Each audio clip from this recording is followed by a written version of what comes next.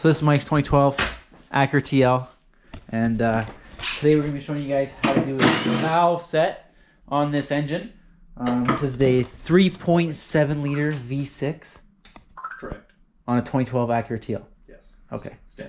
Standard transmission. We're going to try to restore some engine power and hopefully kill my misfire code. Yeah. Taking out the all-wheel drive. Yeah, Michael has an intermittent misfire that he doesn't really know what that is, so we're going to show you guys how to do a valve set. So the first thing you want to do is remove all the plastic in this engine bay, if you have not already done that. And and then, yeah, I don't know, what's the next step, Michael? I like to pull the sway bar first. It's going to be held in place by 6 or 8 by 8 12mm bolts. So next, Michael is removing some vacuum lines here from the intake manifold and the valve cover. Just removed 2 10mm nuts there and there to remove this solenoid. I think it's a purge valve. I'm not entirely sure. You're just going to tuck that out of the way? Something for emissions, yeah. Disconnected from the intake manifold. Unplugging a sensor on the throttle body. So Mike is just disconnecting some coolant lines on the bottom of the throttle body there. They're not leaking too much coolant, so I think we're just, yeah. I don't think, you think they need to be zip tied, Mike? Yeah, we're going to send it with SMC. Oh, yeah. So just disconnect those coolant lines. They won't leak much coolant. Removing the intake is the next step. Michael has an aftermarket intake. If you have a stock intake, you'll also have to remove that.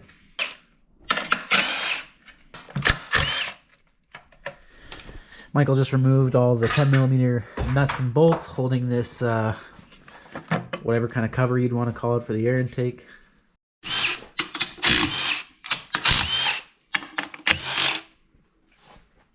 Okay, so you just removed all those 12mm bolts? Yes. And does that loosen your intake off? Yes, just gotta make sure everything else is disconnected. Okay. And now I think Michael's just gonna tear this entire unit off. Something like that. That filter though.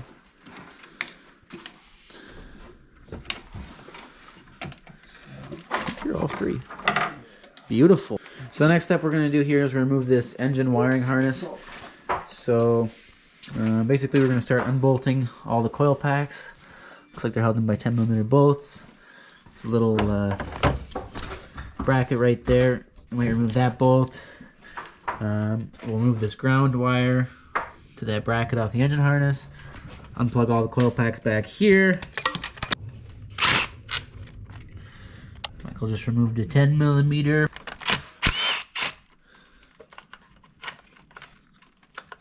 There's another 10mm tucked down in there. Removed a bracket off the block there, held in by 2 12mm. Remove that for room. There's 2 bolts holding this bank in. One on this side. And one over there.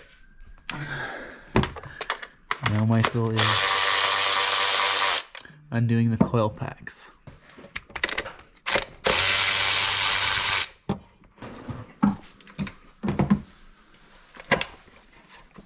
So it is popping the coil packs out. Undid those 3 injector connectors. Yeah, give me a little more slack right here. And you undid these 2 connectors. God knows where they go. Basically, keep unplugging things until you loosen the harness and have room to slide the valve cover.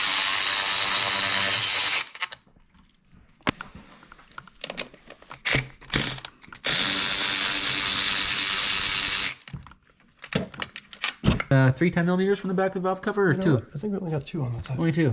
Technically speaking, this should pop off. Indeed. Just pop off. Oh, just like that.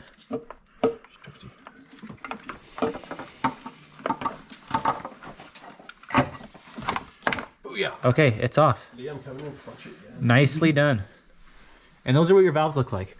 In this video, we're only going to be adjusting the rear Number 3 bank, number 3 cylinder, because that's the one we're suspect of. So now that you have your valve cover removed, you're going to go ahead and remove this plastic inspection plug from the number 1 camshaft, which in this case is the front of the vehicle.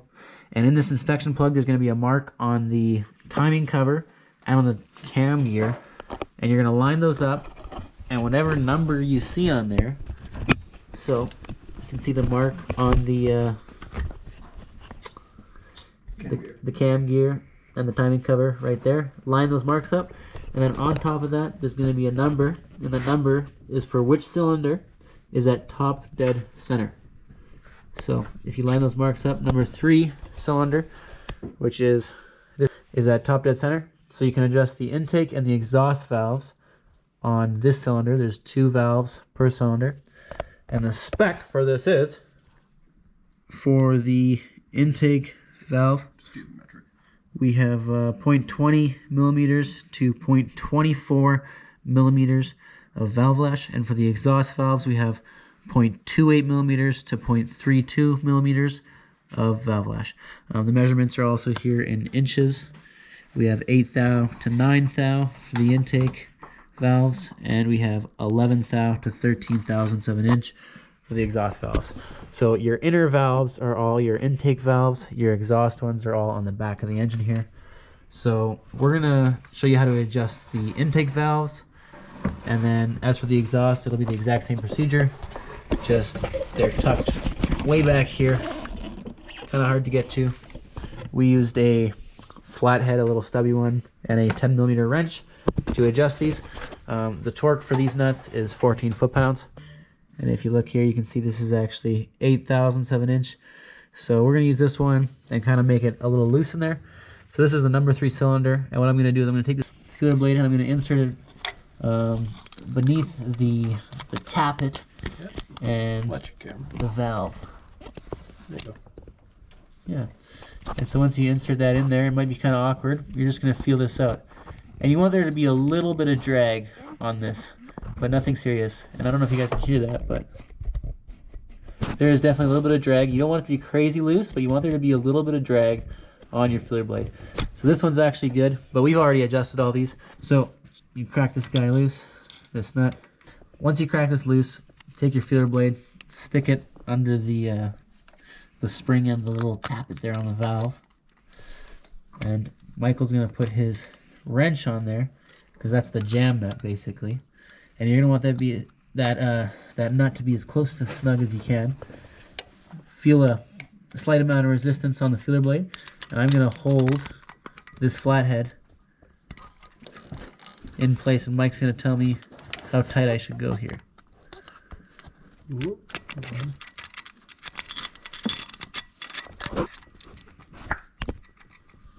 Tighten up. So I'm gonna turn this a little bit. Yeah, right there. Now I'm gonna hold this in place. Oh, it tightened up, Mike. Saw that. Sorry. So as I'm holding this in place, Mike's gonna feel the right amount of resistance, and he'll tell me whether to snug up my flathead or not here. A little tighter. Tighter. Back off a bit. Yeah. Okay, so I'm gonna hold this very securely. Okay. How does that feel, Michael?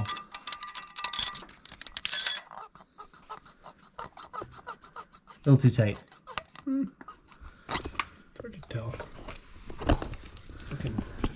The cylinder head sometimes is making contact with the gauge. Yeah. Feels good? Yeah, see, that's a lot better. Yeah. So Mike snugged that up. So we went ahead and adjusted these ones to 8 thou and the rear ones to 13 thousandths of an inch. So yeah, that's how you adjust your valve lash on an Acura TL. So once you adjust those cylinders, you just continue to turn the crank gear clockwise until you went from cylinder 3, 4, 5, 6, 1, 2, 3, 4, 5, 6, whatever, and do each cylinder according to those specifications. And yeah, from this point, you pretty much throw your car back together. You put a little bit of gasket maker on these parts of the head there, where I don't know what that is, but yeah, there's a split there. Throw some gasket maker on there when you throw your valve cover back on. That is what a 3.7 liter V6 Honda engine looks like put together. Let's go!